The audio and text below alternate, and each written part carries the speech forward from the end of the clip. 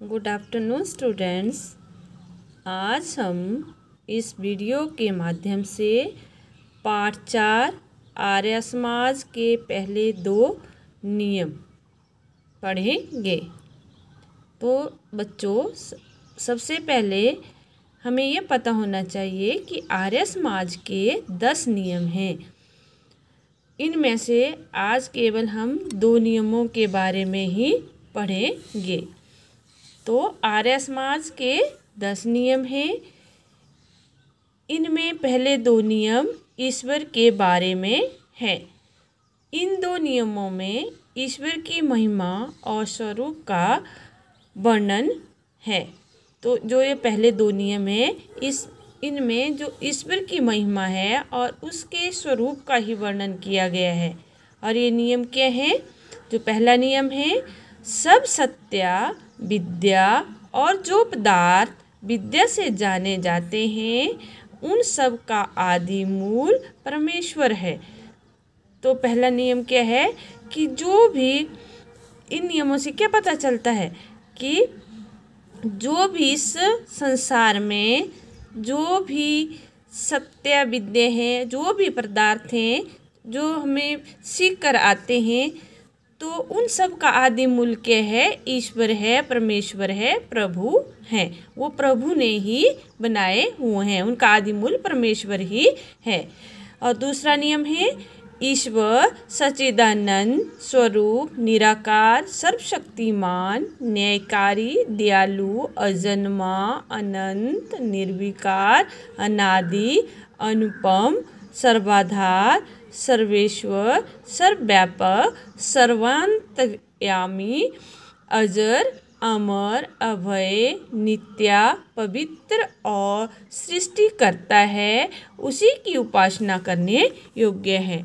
तो जो दोनों नियम हैं इनकी व्याख्या नीचे दी गई है। तो जो पहला नियम है, तो इन नियमों से पता चलता है कि आर्य समाज ईश्वर को मानने वाला समाज है। तो आर्य समाज ईश्वर को मानने वाला समाज है। पहले भी आपने पढ़ा है कि आर्य क्या है, तो आर्य श्रेष्ठ को बोला गया है। तो जो और ईश्वर का पुत्र भी क्या है? आर्य है। तो आर्य समाज ईश्वर को मानने वाला समाज है। आर्य समाज की मान्यता है कि ईश्वर सच्चे ज्ञान का स्रोत है।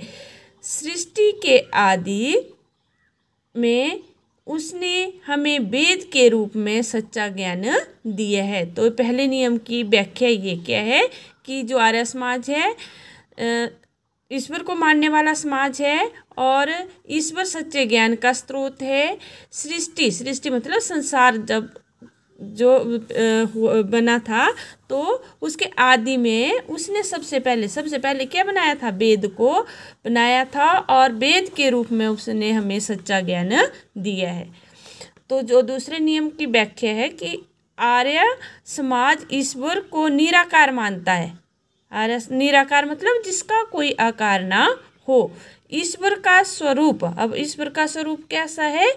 सत्य है, सत्य मतलब सच्चा है, चित्त मतलब हृदय और आनंद, तब बना सच्चिदानंद। सत्य जमा चित्त जमा आनंद, तब बना सच्चिदानंद। जो सच्चा है, चित्त को मन को हमें आनंद देने वाला है।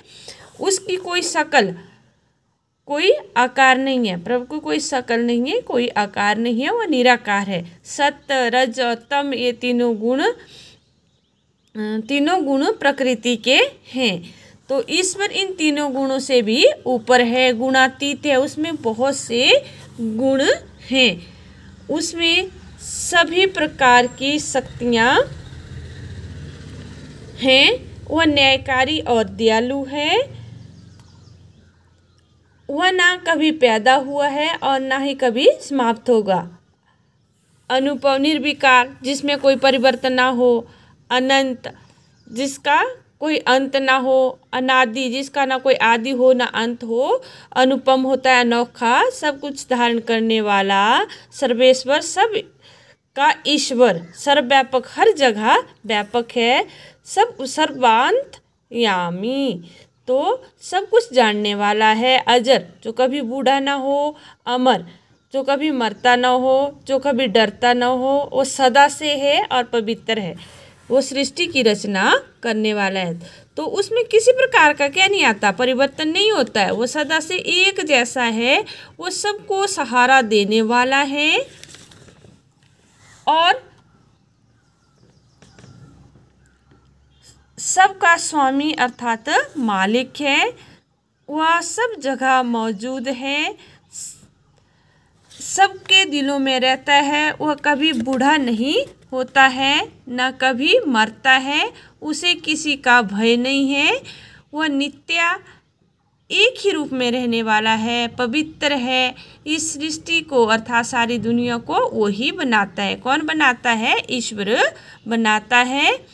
उसी की हमें क्या करनी चाहिए? उपासना, उसी की हमें पूजा करनी चाहिए। तो बच्चों, आप अपनी नैतिक शिक्षा की पुस्तक को लेकर इस पाठ को पढ़ना और पहले नियम को याद भी करना और इस पाठ को अच्छी तरह से समझना है। अभ्यास के प्रश्नों में को मैं आपको लिखित रूप में भेजूंगी।